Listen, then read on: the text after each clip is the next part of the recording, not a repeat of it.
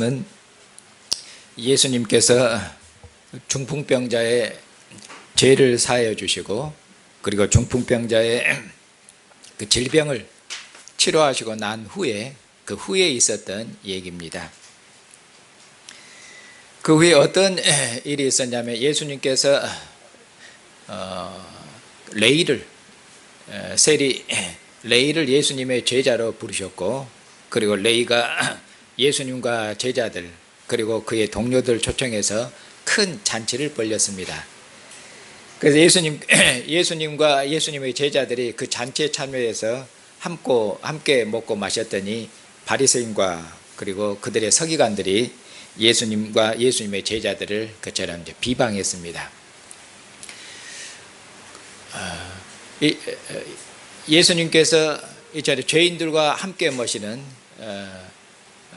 레이 집에 참여해서 세리들과 함께 먹고 마시는 그거에 대해서 비난하는 바리새인과 서기관들에 대해서 예수님께서 대답하시고 그리고 몇 가지 비유를 덧붙여서 바리새인과 서기관들에게 그처럼 응답하시는 그런 얘기가 오늘 본문 말씀입니다.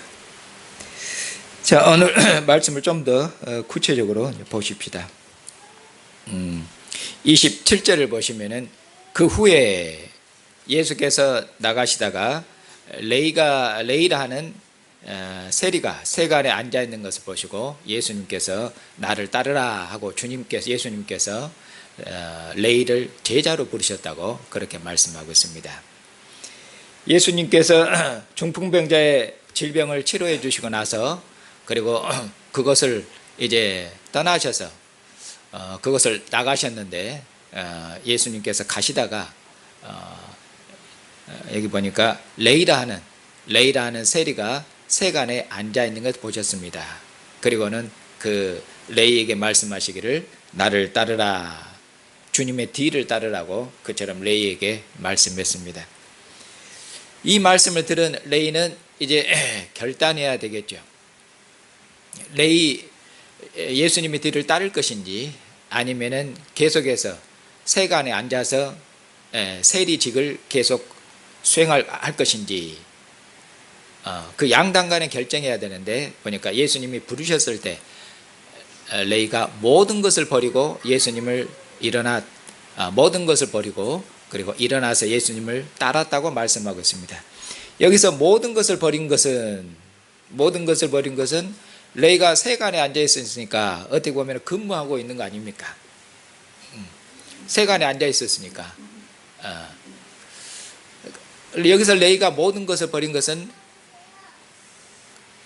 그 세금 걷는 그 직무를 세금 걷는 그 직업을 그만둔 것입니다. 그렇죠. 세금 걷는 그 세리직을 그만두고 일어나서 이제 그만두고 예수님을 따른 이것이 이제 세리였던 레이가 모든 것을 버리고 주님을 따랐던 그 따름의 제자도의 의미입니다. 이제 그리고 나서 레이가 예수님께서 자기와 같은 죄인을 주님의 제자로 불러준 것에 대해서 너무너무 감사해서 잔치를 열었는데 여기도 잔치도 강조해서 그냥 보통 잔치가 아니라 아주 큰 잔치를 아주 큰 그런 연회를 열었습니다. 여러분들이 한번 생각을 해보십시오. 레이는 그 세금 걷는 세리인데 이스라엘이 지금 그 당시 어떤 상황이냐면 로마의 식민지 아닙니까? 로마의 식민지예요. 그러면은 이스라엘에게 세금을 걷는 자들은 누가 세금을 부여하고 세금을 걷겠습니까? 로마 황제가 이스라엘은 로마의 속국이기 때문에 당연히 로마가 이스라엘에게 세금을 부과하고 세금을 걷습니다. 그러니 세금을 걷는 여기 유대인들인데 여기 세리인들은 로마의 어쩝니까? 로마의 하수인들이죠. 로마의 하수인들이에요. 이처럼 로마의 하수인들이 되어서 자기 동족에게서 로마의 어떻게 보면 앞잡이가 되어서 세금을 걷는 세리에 대해서 이스라엘 유대인들의 그런 시야는 어떻게 유대인들이 어떤 생각을 가졌겠습니까? 당연히 그들을 불의한 자들로 취급했고 아예 상대를 안 했습니다. 불의한 자들로 취급했죠. 죄인들로 취급했습니다. 아마 우리 예를 좀 들자면 약간 친일파에 좀 가깝겠죠. 우리가 일제시대 때 살고 있는데 같은 한국 조선인인데 그 사람들이 일본을 대신해서 집집마다 다니면서 세금을 걷고 있으면 일본 종노릇 한다고 고운 시선으로 볼 리가 없지요. 당연히 나쁜 들이라고. 그리고 이 세리들이 세금 걷을 때 로마에서 부과한 세금만 걷겠습니까? 거기에다가 더해서 자기들도 호주머니에 넣어야 되니까 거기에서 더해서 세금을 더 많이 걷었죠. 그래서 아주 애들 아주 나쁜 자들로, 아주 악한 자들로, 죄인들로 취급했습니다. 그런 취급을 받았습니다. 그래서 어떻게 보면 유대인들이 함께 식사도 안 하고 상종도 안 했습니다. 그런데 예수님께서 이런 이런 친일파에 가까운 이런 죄인, 이런 악한 자였던 그런 자기를 예수님께서 예수님의 제자로, 예수님이 지금 소문이 전국에 퍼져서 유명한 양반이시죠. 예수님께서 이런 예수님께서 자기를 그 예수님을 따르는 제자로 불러줬을 때, 그러니까 그는 결단했죠. 모든 것을 버리고 주님을 따랐고, 그리고 자기를 불러주신, 주님의 제자를 불러주신 그 은혜가 어쩝니까? 너무나 감사하고 너무나 감격스럽고 너무나 고맙죠. 그래서 잔치를 열었는데 보통 잔치가 아니라 아주 큰 잔치를 열었습니다. 그리고는 누구를 초청했겠습니까? 예수님과, 그리고 예수님이 가면은 예수님과 함께 그의 제자들도 갔죠. 예수님과 예수님의 제자들 가고, 그리고 그와 함께 했던 그의 동료들, 세리들 초청했고, 그리고 바리새인들을 초청했겠습니까? 안 했겠습니까? 초청해도 바리새인들은 그 자리를 안 갑니다. 그 자리는 더러운 자리고 부정한 자들이라 그들은 상대할 자들이 아니에요. 그렇기 때문에 초청을 해도 안 갑니다. 바리새인들은. 그래서 예수님께서 이처럼 세리들과 아마 어떻게 보면 자기 동료들 레이가 초청한 것은 이제 레이지 이제 그만두고 예수님을 따를 것이니까 고별 인사도 되겠죠. 마지막 겸사겸사해서 아마 잔치를 열을 것입니다.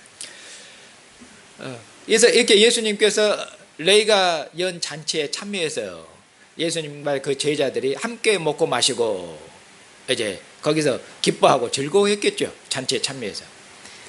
그러니까 이것을 보고 바리새인과 서기관들이 분노했습니다. 성질이 확 예수님 그렇게 안 봤더니, 어떻게 보면요, 예수님하고 그 제자들을 그렇게 안 봤더니 이 양반이 말이죠, 함께하지 못할 사람들과 함께하고 함께 식사해서는 안 될 사람과 식사하는 거예요. 유대인들은 이방인하고 식사 안 합니다. 이방인들은 죄인이고 부정한 자들이기 때문에 유대인들은 이방인들과 식사 안 합니다. 그 부정을 옮길까 봐 그래요. 그런데 여기 보니까 세리들은 누구하고 똑같습니까?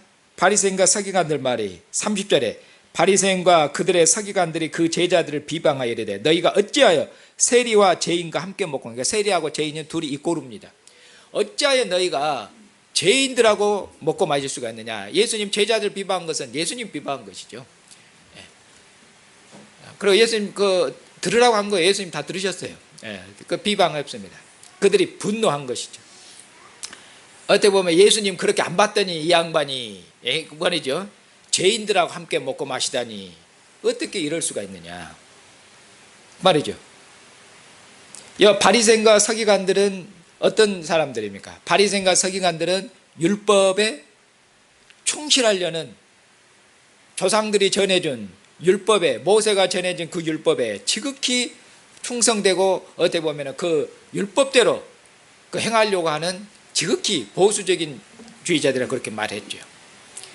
그리고 이 바리새인들 중에 대다수가 율법을 가르치는 선생입니다. 그러니까 바리새인과 서기관들은 어떻게 보면 이스라엘을 지도하고 이스라엘을 율법으로 가르치고 이스라엘 율법으로 지도하는 이스라엘의 당연히 리더고 지도자 그리고 엘리트들입니다. 이들이 엘리트들이에요. 바리새인과 서기관들, 율법을 가르친 선생들, 이스라엘의 삶과 이스라엘 지배하는 것은 무엇입니까? 이스라엘의 모든 삶은 당연히 하나님의 말씀과 계명인 율법이 이스라엘의 삶과 이스라엘의 그들은 모든 그들의 그런 생활들을 당연히 지배해야 되죠. 하나님 율법이 그들의 모든 삶을 감독하고 그들의 삶을 지배하고 그들의 삶이 하나님 율법에 그처럼 복종하도록 그런 것을 가르치고 지도하는 이들이 바로 바리새인과 서기관들입니다. 그러니 바리새인과 서기관들이 율법에 비춰봤을 때는 말이죠. 모세 율법에 비춰봤을 때는 모세 율법은 의인과 이방인과 유대인을 나눕니다. 이방인과 유대인을 나누고 정결한 자와 부정한 자를 나눕니다. 그리고 부정한 자하고는 교제하거나 함께 식탁에서는 안 됩니다. 그것이 율법의 가르침입니다.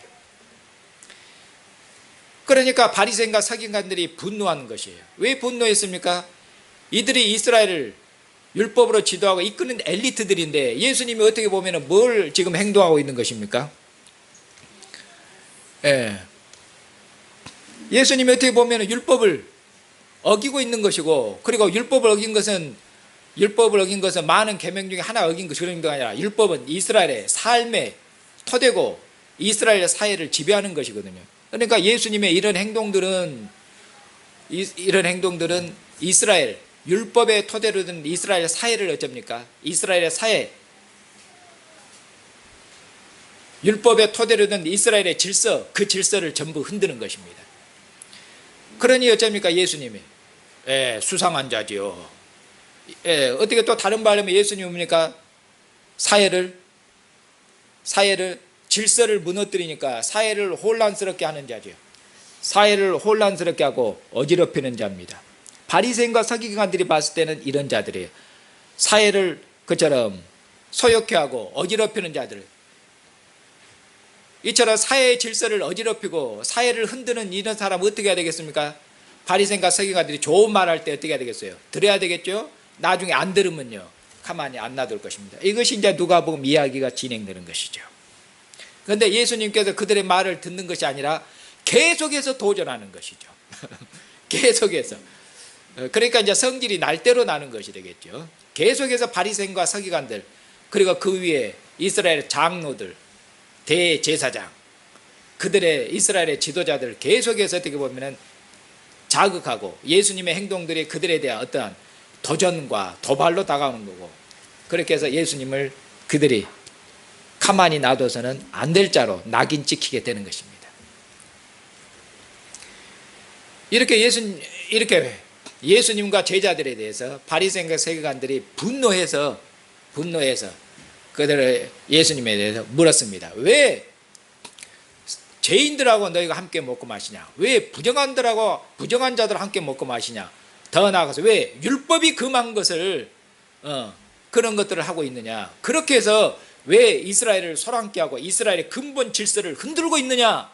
더 나아가서는 이런 말이 바리새인과 서기관들의 비난 속에는 들어있는 것입니다. 그래서 예수님께서 그들의 비난에 대해서 예수님께서 이제 답하셨는데, 뭐라고 예수님께 답하셨습니까?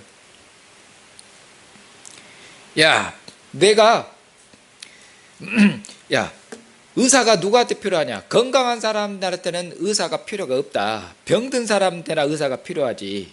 그렇게 말씀하면서 내가 온 것은 의인을 부르는 것이 아니라 죄인들을 부르려고 왔다. 죄인들을 불러서 회개케 하려고 왔다. 그렇게 주님께서 그렇게 대답하셨습니다. 이 말을 들으니까 바리새인과 서기관들이 진정한 것이 아니라 실은 더 열이 났을 것입니다. 이 말을 들은 바리새인과 서기관들이 예수님에게 재차 질문하고 예수님을 재차 어떻게 비방합니다. 그러니까 바리새인과 서기관들이 그럼 좋다.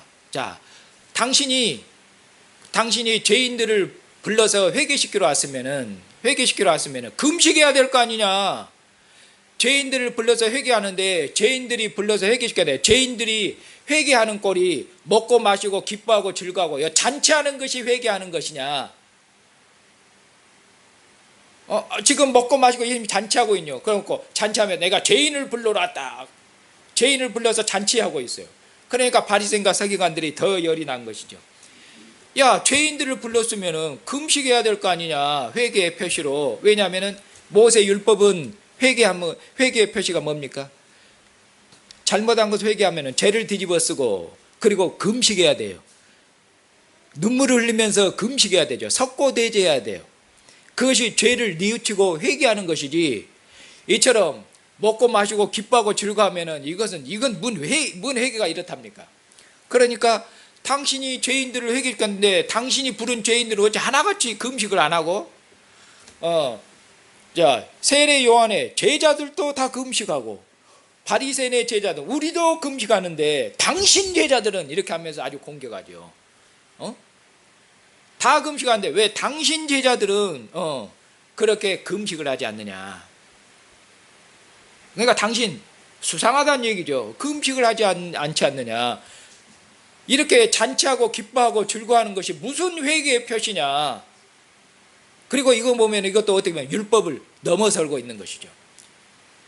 율법은 회개하면 반드시 금식해야 됩니다. 그러니까 이것도 율법을 넘어설고 있는 것이죠. 예수님께서 대답한 것이죠. 그러니까 예수님께서 여기에 대해서 또 대답하시죠.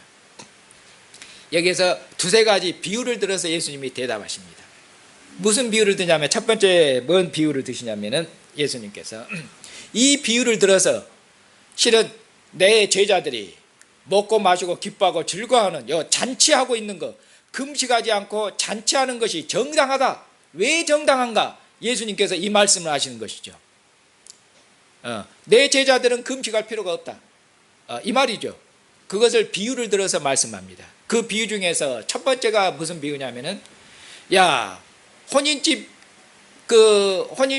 손님들이 혼인집 신랑하고 함께 있을 때,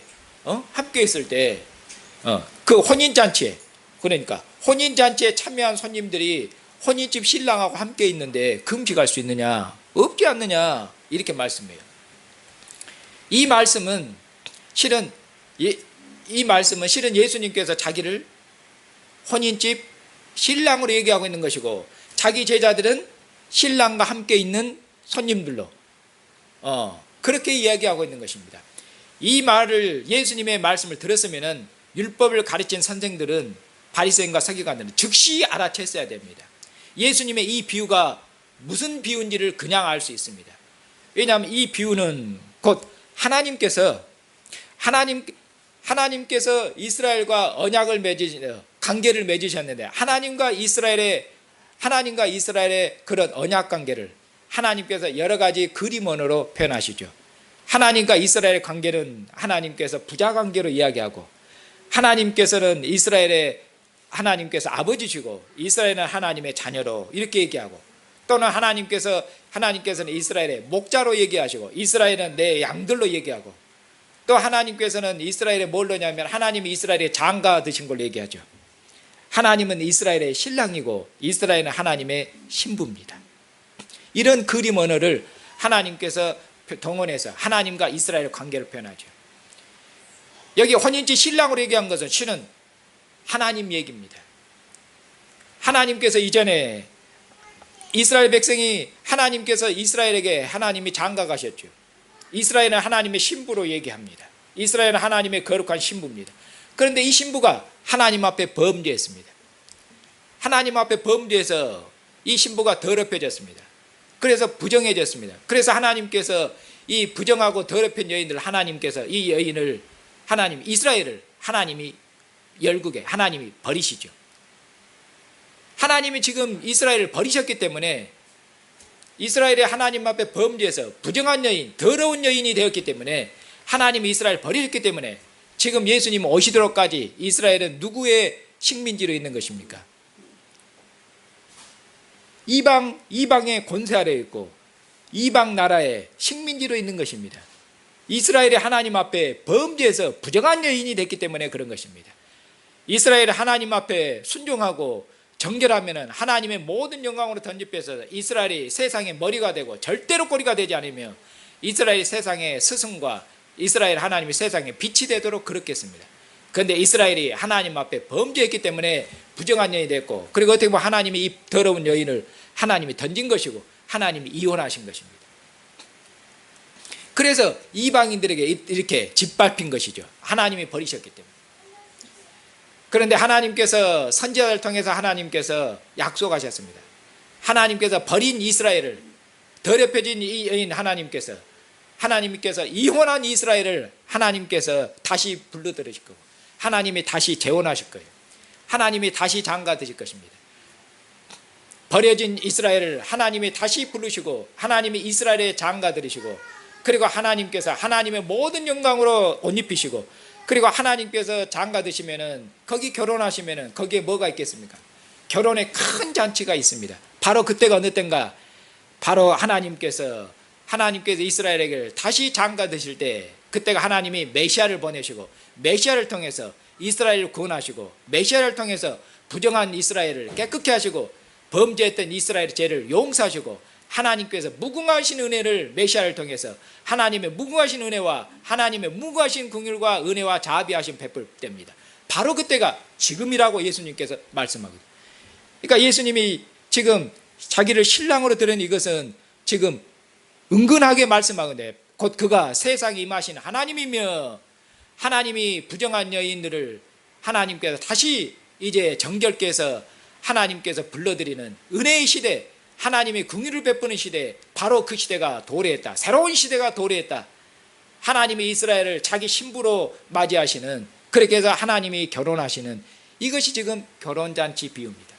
예수님이 자기를 바로 신랑으로, 하나님으로, 하나님의 아들 안에서 이스라엘의 신랑으로 오셨고, 그리고 음행한 이스라엘을 하나님이 용서하시고 하나님이 부르십니다. 그들을 정결케 하시고, 그리고 하나님께서 그들을 부르시고 이제 하나님이 잔치하십니다. 그걸 말씀해요. 그래서 예수님께서 이제는 새로운 시대가 왔다, 새로운 시대가 왔다 말이죠. 새로운 시대가 왔기 때문에 그 말이죠. 이제 율법의 옛 시대를 넘어서는 새로운 시대가 왔기 때문에 내 제자들은 이제는 금식의 시대, 이전에 이스라엘 백성들은 금식해야 돼요. 왜? 하나님 앞에 범죄해서 하나님 앞에 버림받았거든요. 하나님 앞에 버림받았으니까 이스라엘은 당연히 슬퍼하고 죄를 뒤집으시고, 하나님이 다시 오실 때까지, 이스라엘에 찾아오실 때까지 그들은 금식하고 눈물을 흘려야 됩니다. 그런데 이제 하나님께서 아들 안에서 오셨습니다. 금식은 끝났습니다. 금식은 끝났습니다. 이제 슬픔의 시대는 끝났습니다. 하나님의 용서의 시대, 하나님의 은혜의 시대가 임했습니다. 주님께서 말씀한 것처럼 이제 죄인을 불러서 회개시켜서 그 죄인들을 하나님의 상에 앉혀서 하나님과 함께 먹고 마시는 이 기쁨의 잔치로 주님께서 그처럼 부르는 하나님의 무궁한 은혜의 시대가 도래했습니다. 그러니 나와 함께 있는 제자들, 나와 함께 있는 자들은 금식할 필요가 없다. 나로 말미암아 새로운 시가 도래했고, 그러니까 예수님께서 은근히 자기를 메시아로 지금 증거하고 계신 것입니다. 그리고 나서 두 개의 비유를 더 드는데, 두 개의 비유는 전부 다 옛것과 새것은 어울릴 수 없답니다. 그걸 통해서 바로 예수님께서, 예수님의 제자들이 주님과 함께 기뻐하고 즐거워하고 잔치하는 것은 새로운 시대가 되었고, 그것은 새 것이고, 그리고 금식하는 것은 율법 아래에 속했네 옛 시대의 것이어서 금식과 기쁨, 슬픔과 잔치, 금식과 슬픔은 옛 것이고 옛 시대에 속한 것이며, 기뻐하고 잔치하는 것은 새 시대에 속한 것인데 이 두 개는 어울릴 수 없으며, 그렇게 말씀합니다. 이제는 새로운 시대가 도래했다. 그것을 두 비유를 통해서, 두 개의 비유를 통해서 더욱 강조하십니다. 첫 번째는 주님께서 또 두 비유 중에 하나는 새 옷에서 한 조각을 띄어다가 헌 옷에다가 붙이는 사람이 누가 있냐, 그러면 새 옷이 베리지 않느냐. 그리고 새 옷을 헌 옷에다 붙여봤자 그것이 어울리냐? 어울리지 않다. 새 것과 옛 것은 전혀 다르다. 그걸 말씀하겠죠. 누가 새 것을 헌 것에다 붙이나 아무도 없지 않느냐. 그런 것처럼 나도 그렇게 안 한다, 그 말씀이시죠. 그리고 또 하나는 주님께서 세수를 낡은 가죽 부대에 담은 사람이 누가 있냐? 아무도 없지 않느냐. 그런 것처럼 나도 그렇게 안 한다, 이 말씀이죠. 세수를 낡은 가죽 부대에다 넣으면은 낡은 낡은 가죽 부대에 새술이 들어가면은 그 새술이 시간이 지나면서 발효가 되면은 가죽 부대가 부풀어 오릅니다. 그래서 낡은 가죽 부대가 조금 지나면은 새술을 넣으면은 얼마 안 가서 터져버립니다. 그러면 새술도 망치고 낡은 가죽 부대도 망치지 않느냐? 그러니 새술은 어디에 부어야 됩니까? 새 부대에 넣어야 되는 것이 아니냐? 새술은 새 부대에 부어야 것이다. 그렇게 말씀합니다. 옛 것과 새 것은 섞일 수가 없는 것이다. 옛 것과 새 것은 그 말씀이죠. 새술은 새 부대에 담아야 되는 것이다. 이렇게 말씀해요. 예수님이 이렇게 말씀하면서 새로운 시대가 도래했으며, 그리고 예수님께서 자기를 바로 신랑으로 임하신 하나님, 자기가 곧 메시아로 그처럼 증거했는데도 예수님의 이 말씀을 들은 바리새인과 서기관들은 어떻게 하겠습니까? 예수님 말씀을 듣고 우리 비방이 예수님께서 메시아시구나, 하나님의 백성, 이분을 믿고 이분을 따라야 되겠다. 그러면은 예수님이 메시아시면 예수님이 하는 모든 행동들은 정당화됩니다. 그런데 바리새인과 서기관들 어쩝니까? 예수님이 이렇게 말씀하고 이렇게 분명하게 말씀했어도 예수님이 비유를 들어서, 비유는 어려운 것이 아니라 쉬운 것입니다. 더더구나 비유도 2개, 3개를 들어서 얘기했으니까 얼마큼 명확하게 알도록 주님이 가르쳐 줬습니까? 그런데도 바리새인과 서기관들은 예수님을 메시아로 증거한 것에 대해서, 예수님을 메시아로 영접하는 데 대해서 그들은 절대로 믿지를 않습니다. 바로 이들이 율법을 자랑하고 전통을 자랑하고 율법을 자랑하고 전통을 자랑하는 바리새인과 서기관들, 이들이 곧 누구를 죽였습니까? 이들이 앞장서서 예수님은 메시아가 아니시다고 그렇게 했고 예수님을 십자가에 못 박아 죽였죠. 그들이 왜 예수님을 거절했습니까? 그들이 왜 예수님 십자가에 못 박았고 예수님의 가르침을 받아들이기를 거절했습니까? 예수님을 메시아로 믿고 예수님을 영접하는 것을 그들이 거절했습니까? 예수님 마지막 끝 말씀이 옛날 포도주, 묵은 포도주를 마시는 자치고는, 묵은 포도주를 맛보는 자는 어쩝니까? 예수님 뭐라고 말씀합니까? 39절 끝부분 보시면은 묵은 포도주를 마시고 새 것을 원하는 자가 없나니 이는 묵은 것이 좋다 함이니라. 묵은 것을 맛보고 묵은 것에 취한 자는 새 포도주, 새 술을 맛보지 않는다 말씀이에요. 바로 옛날 것에 취하고 옛날 포도주를 맛본 자들, 그리고 예수님께서 새 술을 주고 계시는데 뒤에 보면은 그런 예수님의 새로운 술, 새로운 가르침, 이것을 거절하는데 바리새인과 서기관이 거절하고 이들이 나중에 예수님을 죽이는데, 왜냐하면 이들은 옛것에 취한 자들이고 옛것으로 만족한 자들입니다. 하나님 앞에 범죄해서 그들이 지금 이방의 그처럼 압제 아래에 있는데, 그 가운데 있으면서 그들이 율법을 지키는, 율법 몇 가지를 지킨 그것으로 자기 의로 자랑하고 자기 의로 만족하면서 예수님께서 죄인들을 부르는데 자기들은 죄인이 아닙니다. 자기들은 율법에 신실하고 율법에 충실하고 율법에 열심히 있는 자들이기 때문에 그들은 죄인이 아니에요. 그러니 예수님께서 불러도 그들은 갈 사람들이 아닙니다. 왜? 예수님은 죄인을 불러 왔는데 그들은 율법에 비춰봤을 때 스스로 의인으로 생각하고, 이처럼 율법의 의로, 이것이 자기들의 의로 만족하고 율법의 의에 취해 있기 때문에 그들은 예수님의 부르심에 응답하지 않고 거절하는 자들입니다. 그렇게 예수님이 말씀하고 있는 것이죠.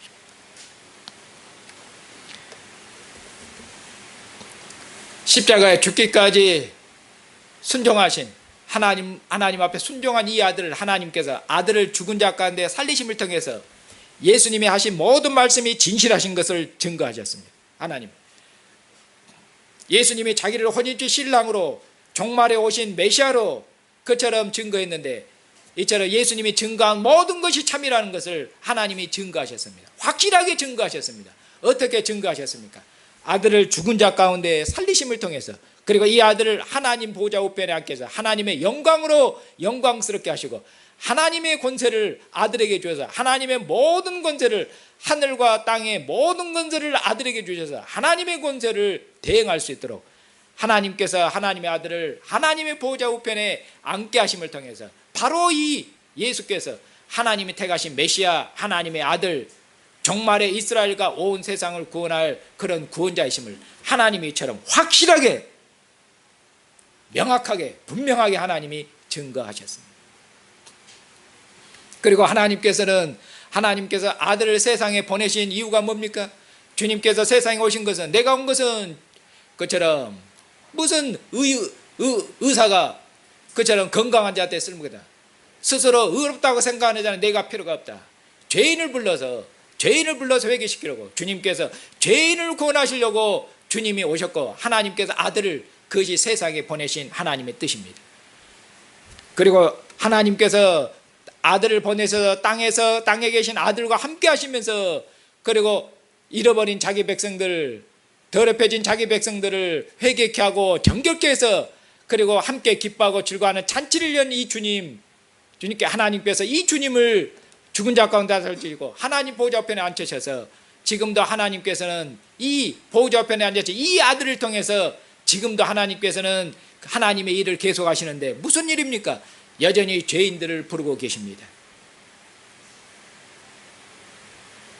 하나님 보좌 우편에 앉으신 이 아들을 통해서 지금도 하나님께서 죄인들을 부르신데, 온 세상에 있는 모든 죄인들을 부르셔서 온 세상에 있는 모든 죄인들이 다 하나도 빠짐없이 남김없이 모든 사람들이, 온 세상이 다 하나님 앞에 죄를 고백하고 다 구원받기를 하나님은 원하십니다.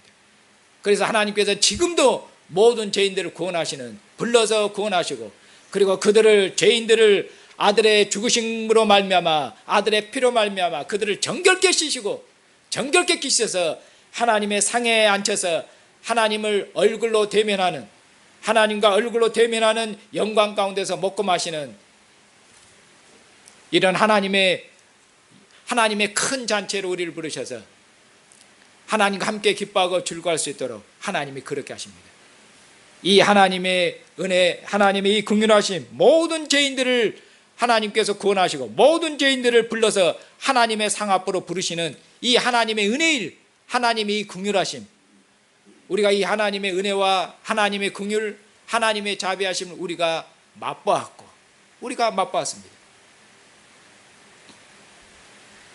그리고 맛본 우리들을 하나님께서 세상에 보내셔서 지금도 하나님께서 그리스도 안에서 죄인들을 불러서 회개시키는 이 하나님의 은혜를, 이 하나님의 긍휼하심, 하나님의 무궁하신 은혜와 하나님의 무궁하신 자비하심을 우리가 증언할 수 있도록, 증언하는 그처럼 증인들을 될 수 있도록 하나님이 그렇게 하십니다. 우리는 하나님의 은혜를 맛보았으며 하나님의 은혜와 하나님의 긍휼과 자비하심을 증거하는 증인들로 그처럼 부름을 받은 것입니다. 그러니 하나님께서 우리를 부르신 그 삶의 현장, 그곳에서, 하나님 우리를 부르신 삶의 현장 그곳에서 레이가 나 같은 죄인을 부르신 주님의 은혜에 너무너무 고맙고 감사해서 큰 잔치를 여는 것처럼, 하나님이 여러분을 부르신 그곳에서 하나님께서 우리에게 베푸신, 나 같은 더러운 죄인에게 베푸신 하나님의 크고 놀라우신 하나님의 그 무궁하신 은혜와 하나님의 무궁하신 자비하심을 여러분들이 사는 삶의 현장에서 증거해서, 여러분들의 증거하는 증언의 입술, 하나님의 긍휼하심과 하나님의 은혜를 듣는 모든 사람들이 하나님의 긍휼을 듣고 함께 하나님의 상 앞으로 나와서 아들의 살과 피를 먹고 마시는 이 영원한 기쁨의 잔치, 하나님께서 이전에 아들의 살과 피를 하나님께서 누구에게 주신 적이 있습니까? 하늘에서 내린 만나가 아니라, 하늘에 내린 만나를 먹은 자들은 죽었지만은 하나님께서 주신 아들의 살과 피를 먹고 마시는 자는 영원히 죽지 아니하라고 그렇게 말씀합니다. 이 아들의 살과 피를 먹고 마시는 영원한 잔치, 이 기쁨의 잔치는 그 어떤 것도 이 기쁨의 잔치를 빼앗아갈 수가 없습니다. 하나님께 이런 우리의 큰 기쁨의 잔치로 우리를 불러서 오늘도 주님의 상 앞에서 우리가 먹고 마시고 기뻐하고 즐거워할 수 있도록 하나님의 기쁨으로, 하나님이 우리를 기뻐하시는 그 기쁨으로 기뻐하고 즐거워할 수 있도록 그렇게 하십니다. 이 하나님의 은혜 여러분들의 날마다 기뻐하고 즐거워하고 감사하면서, 그리고 여러분들의 여러분들 삶에서 하나님의 은혜를 날마다 찬양하고 여러분들의 입을 열어서 하나님의 긍휼하심을 증언하는 신실한 증인들로 사시는 형제와 자매들이 되시기를 바랍니다.